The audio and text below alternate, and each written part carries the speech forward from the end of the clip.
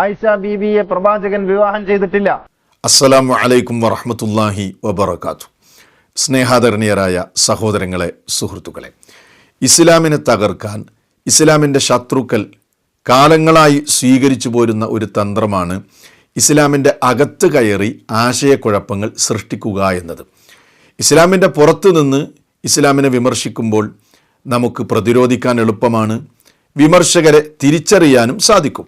എന്നാൽ ഇസ്ലാമിൻ്റെ അകത്ത് നിന്ന് മുസ്ലിമായി അഭിനയിച്ചുകൊണ്ട് തന്നെ ഇസ്ലാമിക ആശയങ്ങളിലും ആദർശങ്ങളിലും വിശ്വാസങ്ങളിലുമൊക്കെ ആശയക്കുഴപ്പങ്ങൾ സൃഷ്ടിച്ച് തെറ്റിദ്ധാരണ പരത്തിയാൽ പെട്ടെന്ന് അയാളെ തിരിച്ചറിയാൻ കഴിയില്ല എന്ന് മാത്രമല്ല, ചില ആളുകളൊക്കെ അതിൽ ആകൃഷ്ടരായി ആശയക്കുഴപ്പങ്ങൾ ഉണ്ടാക്കാൻ അതുകൊണ്ട് സാധിക്കുകയും ചെയ്യും എന്ന് ശത്രുക്കൾക്കറിയാം.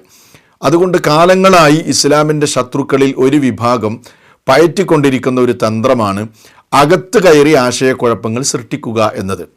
ജൂതന്മാരാണ് ഇത് ചെയ്തത്. ഈ തന്ത്രം ആരംഭിച്ചത് ജൂതന്മാരാണ്. ഇത് ഇന്നും ഇന്നലെയും തുടങ്ങിയതല്ല. ചരിത്രം നിങ്ങൾ പരിശോധിച്ചാൽ മനസ്സിലാക്കാൻ കഴിയും. മഹാനായ ഈസ അലൈഹിസ്സലാം പ്രബോധനം ചെയ്ത ആദർശത്തെ തകർത്തത് ഇതേ തന്ത്രത്തിലൂടെ ജൂതന്മാരാണ്. മഹാനായ അന്തിമ പ്രവാചകൻ മുഹമ്മദ് നബി സല്ലല്ലാഹു അലൈഹി വസല്ലമയുടെ ആശയം തകർക്കാനും ഈ തന്ത്രം ഉപയോഗിച്ചുകൊണ്ട് ജൂതന്മാർ ഒരുപാട് പരിശ്രമിച്ചിട്ടുണ്ട്. ലബീദ്, ത്വാലൂത്ത്, അബ്ദുല്ലാ ഇബ്നു സബ എന്നീ പറയുന്ന അതല്ലെങ്കിൽ ഇവരൊക്കെ ഈ നിലക്കുള്ള ജൂതന്മാരൊക്കെ ഈ തന്ത്രം ഒരുപാട് പയറ്റിയവരാണ്. ഇപ്പോൾ ഇസ്ലാമിലെ അവാന്തര വിഭാഗങ്ങൾ, ഈ അവാന്തര വിഭാഗങ്ങളൊക്കെ ഉണ്ടാകാൻ പണിയെടുത്ത ജൂതന്മാരാണ് ലബീദും ത്വാലൂത്തും അബ്ദുല്ലാ ഇബ്നു സബഉമൊക്കെ. അബ്ദുല്ലാ ഇബ്നു സബ നബി സല്ലല്ലാഹു അലൈഹി വസല്ലമയുടെ ആശയം വികൃതമാക്കാൻ ഇസ്ലാമിലേക്ക് കടന്നുകൂടിയ ഒരു ജൂതനായിരുന്നു. ഇസ്ലാമിൻ്റെ കുപ്പായം അണിഞ്ഞുകൊണ്ട് അദ്ദേഹം പ്രചരിപ്പിച്ചത് യഥാർത്ഥത്തിൽ ഖലീഫയാകേണ്ടത് അലി ഇബ്നു അബീ ത്വാലിബ് റളിയല്ലാഹു അൻഹുവാണ്. അബൂബക്കർ റളിയല്ലാഹു അൻഹുവും ഉമർ ഇബ്നുൽ ഖത്താബ് റളിയല്ലാഹു അൻഹുവും ഒക്കെ ഖിലാഫത്ത് തട്ടിയെടുത്ത വഞ്ചകന്മാരാണ് എന്ന ആശയം പ്രചരിപ്പിച്ചപ്പോൾ കുറച്ചാളുകളിലൊക്കെ ആ ആശയത്തിന് സ്വീകാര്യത ലഭിച്ചു. കുറച്ചാളുകളെയൊക്കെ ആശയക്കുഴപ്പത്തിലാക്കാൻ അബ്ദുല്ലാ ഇബ്നു സബഇന് കഴിഞ്ഞു. ഇനി നിങ്ങൾ ആലോചിച്ചു നോക്കൂ, അബ്ദുല്ലാ ഇബ്നു സബഇ ഇതേ ആശയം തന്നെ ഇസ്ലാമിൻ്റെ പുറത്തു നിന്നാണ് പറയുന്നതെങ്കിലോ ഇത്ര സ്വാധീനമുണ്ടാകുകയില്ല. അപ്പോൾ ശത്രുക്കൾ അത് മനസ്സിലാക്കിയ ഒരു കാര്യമാണ്. അപ്പോൾ ഈ ജൂതന്മാരുടെ ഈ തന്ത്രം, അകത്ത് കയറി ആശയക്കുഴപ്പമുണ്ടാക്കുക എന്ന തന്ത്രം ഏത് കാലഘട്ടത്തിലും നമുക്ക് കാണാൻ കഴിയും. അത് നിരന്തരം തുടർന്നു പോരുന്നത് നമുക്ക് കാണാൻ കഴിയും.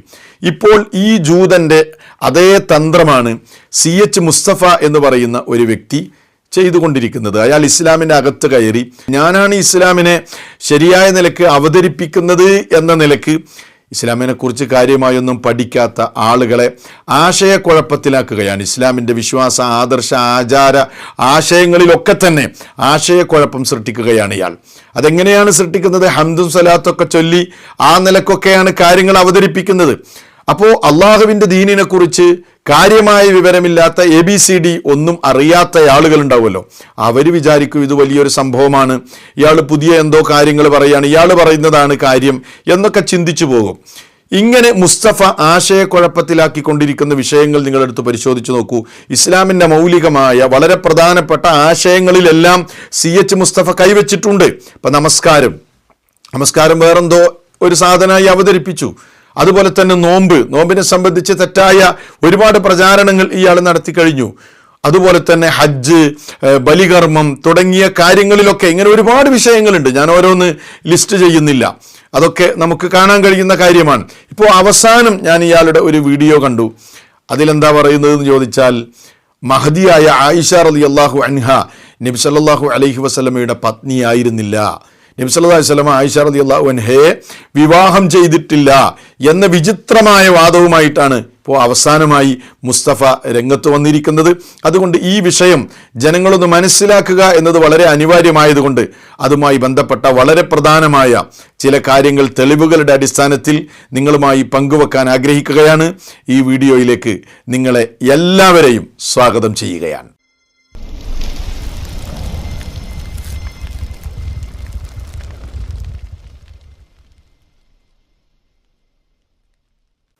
സഹോദരങ്ങളെ, CH മുസ്തഫ പറയുന്നത് എന്താണ്? ആയിഷ റളിയല്ലാഹു അൻഹയെ നബി സല്ലല്ലാഹു അലൈഹി വസല്ലം വിവാഹം ചെയ്തിട്ടില്ല. ആ വാർത്ത തന്നെ പച്ചക്കളവാണ് എന്ന നിലക്കാണ് മുസ്തഫ ഇപ്പോൾ പ്രചാരണം നടത്തിക്കൊണ്ടിരിക്കുന്നത്. ആദ്യം നമുക്ക് അദ്ദേഹത്തിൻ്റെ ആ വാക്കുകൾ ഒന്ന് കേൾക്കാം.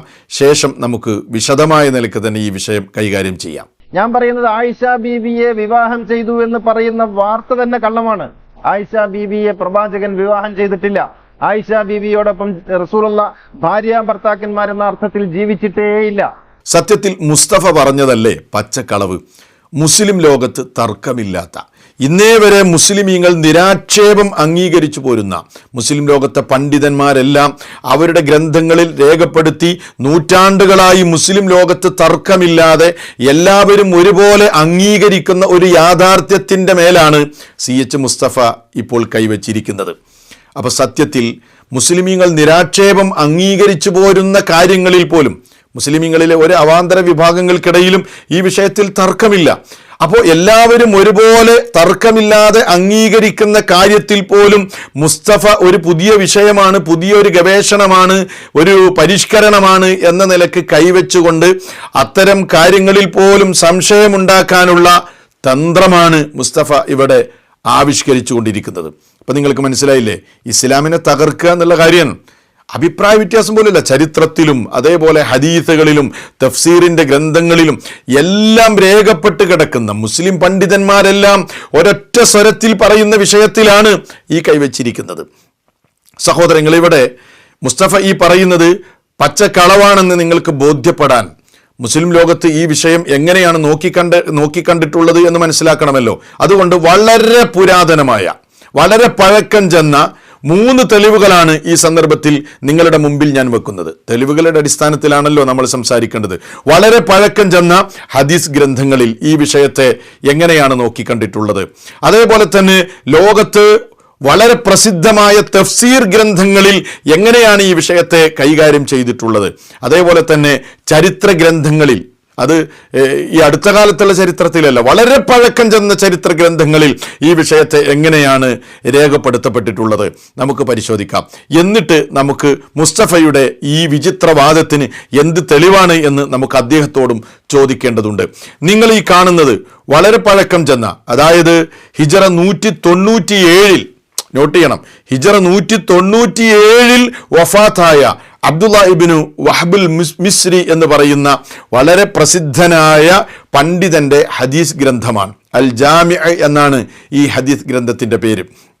ഇതിൽ അദ്ദേഹം നബി സല്ലല്ലാഹു അലൈഹി വസല്ലം ആയിഷ റളിയല്ലാഹു അൻഹയെ വിവാഹം ചെയ്തിട്ടുണ്ടോ ഇല്ലേ കൃത്യമായ നിലയ്ക്ക് ഹദീസ് രേഖപ്പെടുത്തുന്നുണ്ട്.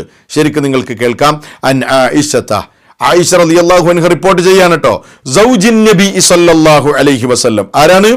നബി സല്ലല്ലാഹു അലൈഹി വസല്ലമയുടെ പത്നിയായ ആയിഷ റളിയല്ലാഹു അൻഹ റിപ്പോർട്ട് ചെയ്യുന്നു. സുബ്ഹാനല്ലാഹ്, ആലോചിച്ച് നോക്കൂ. വളരെ പഴക്കം ചെന്ന, ഇയാൾക്ക് ബുഖാരി മുസ്ലിം ഒക്കെ ആണല്ലോ പറ്റാത്തത്.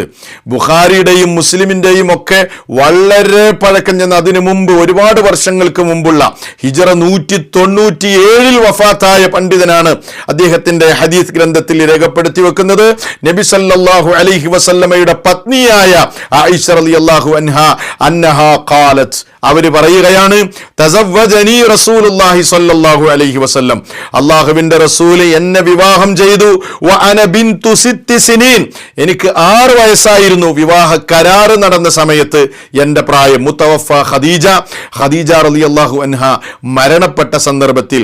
വബനാബി, ഞാനുമായി പ്രവാചകൻ ഒരുമിച്ച് ജീവിക്കാൻ തുടങ്ങിയത് വഅന ഇബ്നതു 9 സിനീൻ, എനിക്ക് 9 വയസ്സ് പ്രായമാകുമ്പോഴാണ് ഞങ്ങൾ ഒരുമിച്ച് കുടുംബജീവിതത്തിലേക്ക് വരുന്നത് എന്ന് റസൂലുള്ളാഹി സ്വല്ലല്ലാഹു അലൈഹി വസല്ലമയുടെ ഈ ജീവിതവുമായി ബന്ധപ്പെട്ട കാര്യം ആയിഷ റളിയല്ലാഹു അൻഹ തന്നെ പറയുന്നത് വളരെ പുരാതനമായ ഗ്രന്ഥത്തിൽ നിന്നാണ് ഞാൻ ഉദ്ധരിച്ചത്. ഒന്നാലോചിച്ച് നോക്കൂ. മുസ്തഫ പറയണം, CH മുസ്തഫ പറയണം, ഏതൊക്കെ ഹദീസുകളാണ് നിങ്ങൾ അംഗീകരിക്കുക, ഏതൊക്കെയാണ് നിങ്ങൾ കളവാണെന്ന് പറയുന്നത്, എല്ലാം ഞാൻ നിങ്ങളോട് ചോദിക്കുന്നുണ്ട്. ആദ്യം ഞാൻ ഈ തെളിവുകൾ പറയട്ടെ. ഇനി നിങ്ങൾ കാണുന്നത് വളരെ പ്രസിദ്ധമായ, ലോകത്ത് ആധികാരികമായ തഫ്സീർ ഗ്രന്ഥമാണ് ഇമാം ഖുർത്തുബിയുടെ അൽ ജാമിഉ ലി അഹ്കാമിൽ ഖുർആൻ, അൽ ജാമിഉ ലി അഹ്കാമിൽ ഖുർആൻ എന്ന് പറയുന്ന ഗ്രന്ഥം. ആ ഗ്രന്ഥത്തിൽ നമുക്ക് കാണാം ഈ വിഷയത്തെ എങ്ങനെയാണ് ഇമാം ഖുർത്തുബി രേഖപ്പെടുത്തുന്നത്. അൻ ആയിഷ റളിയല്ലാഹു അൻഹാ അന്ന നബി സല്ലല്ലാഹു അലൈഹി വസല്ലം തസവ്വജഹാ, ആയിഷ റളിയല്ലാഹു അൻഹ തന്നെ റിപ്പോർട്ട് ചെയ്യുന്നു, നബി സല്ലല്ലാഹു അലൈഹി വസല്ലം അവരെ വിവാഹം ചെയ്തിരിക്കുന്നു എന്ന്. ഇമാം ഖുർത്തുബിയുടെ തഫ്സീറിൽ നിന്നാണ് ഞാൻ ഉദ്ധരിച്ചത്. ഇനി നോക്കൂ നിങ്ങൾ, ഇനി ചരിത്രത്തിലേക്ക് നമുക്ക് പോകാം, സീറ കിതാബുകളിലേക്ക് നമുക്ക് പോകാം. വളരെ പ്രസിദ്ധമായ, ലോകത്ത് അറിയപ്പെടുന്ന സീറ കിതാബാണ്, ചരിത്ര ഗ്രന്ഥമാണ് അസ്സീറത്തുൻ നബവിയ്യ ഇബ്നു ഹിഷാം. ഇബ്നു ഹിഷാമിന്റെ വളരെ പ്രസിദ്ധമായ സീറ, വളരെ പൗരാണികമായ പഴക്കം ചെന്ന ഗ്രന്ഥമാണ് ഈ ഗ്രന്ഥം. അതിൽ നമുക്കിങ്ങനെ കാണാം, വതസവ്വജ റസൂലുള്ളാഹി സ്വല്ലല്ലാഹു അലൈഹി വസല്ലം ആയിഷ റളിയല്ലാഹു അൻഹയെ അല്ലാഹുവിന്റെ റസൂൽ വിവാഹം ചെയ്തിരിക്കുന്നു എന്ന് വളരെ പഴക്കം ചെന്ന ചരിത്ര ഗ്രന്ഥങ്ങളിൽ പോലും രേഖപ്പെടുത്തപ്പെട്ടതിന്റെ ഉദാഹരണമാണ് ഞാൻ നിങ്ങൾക്കിപ്പോൾ കാണിച്ചു തന്നത്. അപ്പൊ ഞാൻ എന്തൊക്കെയാ പറഞ്ഞത്? ആദ്യം ഞാൻ ഹദീസ്, പഴക്കം ചെന്ന ഹദീസ് ഗ്രന്ഥം പറഞ്ഞു. പിന്നെ ലോകത്ത് പ്രസിദ്ധമായ തഫ്സീർ ഗ്രന്ഥത്തിൽ നിന്നൊരു ഉദാഹരണം, വേറെ ഒരുപാടുണ്ട് കേട്ടോ, ഉദാഹരണം ഓരോന്ന് പറയാൻ. അതേപോലെ തന്നെ വളരെ പഴക്കം ചെന്ന ചരിത്ര ഗ്രന്ഥത്തിൽ നിന്നും ഞാൻ ഇവിടെ തെളിവുദ്ധരിച്ചിരിക്കുന്നു. ഇനി ഞാൻ CH മുസ്തഫ എൻ്റെ സംസാരം കേൾക്കുന്നുവെങ്കിൽ ഞാൻ CH മുസ്തഫയോട് ചോദിക്കുകയാണ്. എൻ്റെ ഒന്നാമത്തെ ചോദ്യം, മുസ്തഫയുടെ ഈ കണ്ടെത്തലുണ്ടല്ലോ, എന്ത്? നബി സല്ലല്ലാഹു അലൈഹി വസല്ലം ആയിഷ ബീവിയെ വിവാഹം ചെയ്തിട്ടില്ല, ആയിഷ റളിയല്ലാഹു അൻഹ അള്ളാന്റെ റസൂലിന്റെ ശിഷ്യയായിരുന്നു എന്നാണല്ലോ നിങ്ങൾ പറയുന്നത്. നിങ്ങളുടെ ഈ കണ്ടെത്തലിന്, ഈ വിചിത്രവാദത്തിന് എന്ത് രേഖയാണ് നിങ്ങൾക്കുള്ളത്? ആ രേഖ നിങ്ങൾ ഉദ്ധരിക്കണം. എൻ്റെ ഒന്നാമത്തെ ചോദ്യമാണ്. രണ്ടാമത്തെ എൻ്റെ ചോദ്യം, നിങ്ങൾ ഈ പറയുന്നത് പോലെ ആയിഷ റളിയല്ലാഹു അൻഹയെ അള്ളാഹുവിന്റെ റസൂൽ വിവാഹം ചെയ്തിട്ടില്ല എന്ന നിങ്ങളുടെ ഈ വിചിത്രവാദത്തിന് ഏതെങ്കിലും ഒരു മുസ്ലിം പണ്ഡിതന്റെ, എന്റെ ചോദ്യം ശരിക്കും ശ്രദ്ധിക്കണം, മുസ്ലിം ലോകത്തെ ഏതെങ്കിലും ഒരു ആധികാരികമായ പണ്ഡിതന്റെ ഹദീസ് ഗ്രന്ഥമോ അദ്ദേഹത്തിന്റെ തഫ്സീറോ അതല്ലെങ്കിൽ ആ പണ്ഡിതന്റെ സീറയോ ചരിത്ര ഗ്രന്ഥത്തിൽ നിന്നോ നിങ്ങൾക്ക് തെളിവുദ്ധരിക്കാൻ സാധിക്കുമോ? രണ്ടാമത്തെ എന്റെ ചോദ്യമാണ്. മൂന്നാമതായി ഞാൻ നിങ്ങളോട് ചോദിക്കുന്നു, ഇത്രയും കാലം മുസ്ലിം ലോകത്തെ പണ്ഡിതന്മാരെല്ലാം നിരാക്ഷേപം അവരുടെ ഗ്രന്ഥങ്ങളിൽ രേഖപ്പെടുത്തി വെച്ച കാര്യമാണ്, നബി സല്ലല്ലാഹു അലൈഹി വസല്ലമയുടെ പത്നിയാണ്, മുഅ്മിനീങ്ങളുടെ ഉമ്മയാണ് ആയിഷ റളിയല്ലാഹു അൻഹ എന്നത്. ഈ മുസ്ലിം പണ്ഡിതന്മാരെല്ലാം വഞ്ചകരും കളവ് പറയുന്നവരുമാണോ? ഈ CH മുസ്തഫ മാത്രമാണോ ഈ വിഷയത്തിൽ ഇതൊക്കെ കണ്ടെത്തിയത്? ഈ മുസ്ലിം പണ്ഡിതന്മാരെ നിങ്ങൾ അംഗീകരിക്കുമോ? ഇത്രയും കാലത്ത് മുസ്ലിം ലോകത്തെ പണ്ഡിതന്മാരൊക്കെ വഞ്ചകരാണോ? നിങ്ങൾ പറയണം. മൂന്നാമത്തെ എന്റെ ചോദ്യമാണ്. നാലാമത്തെ എന്റെ ചോദ്യം, നിങ്ങൾ പോയി ബുഖാരി മുസ്ലിം ഒക്കെ ഉദ്ധരിക്കുമ്പോൾ അതൊക്കെ കളവാണ് എന്നൊക്കെ പറഞ്ഞുകൊണ്ട് ഹദീസുകളെ നിഷേധിക്കുന്നുണ്ടല്ലോ. നിങ്ങൾ നിഷേധിക്കുന്ന ഹദീസ് ഗ്രന്ഥങ്ങളുടെ ലിസ്റ്റ് ഏതൊക്കെയാണ് എന്ന് നിങ്ങൾ പറയണം. ആ ലിസ്റ്റ് നിങ്ങളൊന്ന് പ്രസിദ്ധീകരിക്കണം. എല്ലാ ഹദീസ് ഗ്രന്ഥങ്ങളും നിങ്ങൾ നിഷേധിക്കുന്നുണ്ടോ? നിങ്ങൾ എന്താണ് അംഗീകരിക്കുക? അത് ഞങ്ങളോടൊന്ന് പറയൂ. ഇപ്പൊ ഞാൻ ചരിത്രത്തിൽ നിന്നും ഹദീസിൽ നിന്നും തഫ്സീറിൽ നിന്നും ഒക്കെ ഞാൻ തെളിവുദ്ധരിച്ചല്ലോ. നിങ്ങളുടെ പ്രമാണം എന്താണ്? നിങ്ങളുടെ രേഖ എന്താണ്? നിങ്ങൾ അംഗീകരിക്കുന്ന പണ്ഡിതനാരാണ്? നിങ്ങൾ ഈ പറയുന്നതിന്റെ തെളിവുകൾ എന്താണ്? അതല്ലാതെ തെളിവൊന്നുമില്ലാതെ നിങ്ങൾക്ക് തോന്നിയത് ഇങ്ങനെ പറഞ്ഞാൽ മുസ്ലിമീങ്ങൾ അത് അംഗീകരിക്കണമെന്നാണോ നിങ്ങൾ പറയുന്നത്? കുറെ ആയല്ലോ നിങ്ങൾ ഈ മണ്ടത്തരം പറയാൻ തുടങ്ങിയിട്ട്. പാച്ചക്കളവ് ഖുർആൻ ദുർവ്യാഖ്യാനിച്ച് വിശുദ്ധ ഖുർആൻ നിവർത്തി വെച്ച് തോന്നിയ അർത്ഥം പറഞ്ഞ് അള്ളാഹുവിന്റെ കിതാബ് തെറ്റിദ്ധരിപ്പിക്കാൻ തുടങ്ങിയിട്ട് കാലം എത്രയായി നിങ്ങൾ? എന്നിട്ട് വിവരമില്ലാത്ത, കാര്യങ്ങൾ മനസ്സിലാക്കാത്ത സാധുക്കളായ ആളുകളുടെ ഈമാൻ നഷ്ടപ്പെടുത്തുകയാണ് നിങ്ങൾ ചെയ്യുന്നത്. ഇസ്ലാമിന്റെ അകത്ത് കയറിക്കൂടി ഹംദും സ്വലാത്തും ചൊല്ലി നിങ്ങൾ ഈ വിചിത്രവാദങ്ങൾ പ്രചരിപ്പിച്ച് ആശയക്കുഴപ്പമുണ്ടാക്കുന്നുണ്ടല്ലോ. അതുകൊണ്ടാണ് ഗൗരവമായി ഞാൻ ചോദിക്കുകയാണ്. എന്റെ ചോദ്യത്തിന് നിങ്ങൾ മറുപടി പറയണം. അപ്പൊ നമുക്ക് കാര്യങ്ങൾ തീരുമാനിക്കാം. അതുകൊണ്ട് എന്നെ ശ്രവിക്കുന്ന ശ്രോതാക്കളോട് എനിക്ക് പറയാനുള്ളത്, ഈ പറയുന്നത് തനിച്ച മണ്ടത്തരമാണ് എന്ന് മാത്രമല്ല, ഞാൻ ആമുഖത്തിൽ പറഞ്ഞല്ലോ, ഇസ്ലാമിന്റെ അകത്ത് കയറി ആശയക്കുഴപ്പമുണ്ടാക്കി ഈ ദീനിനെ തകർക്കാനും വിശ്വാസികൾക്കിടയിൽ ആശയക്കുഴപ്പമുണ്ടാക്കി ഈ ദീനിൽ നിന്ന് പിന്തിരിപ്പിക്കാനുമുള്ള ഗൂഢശ്രമമാണ്.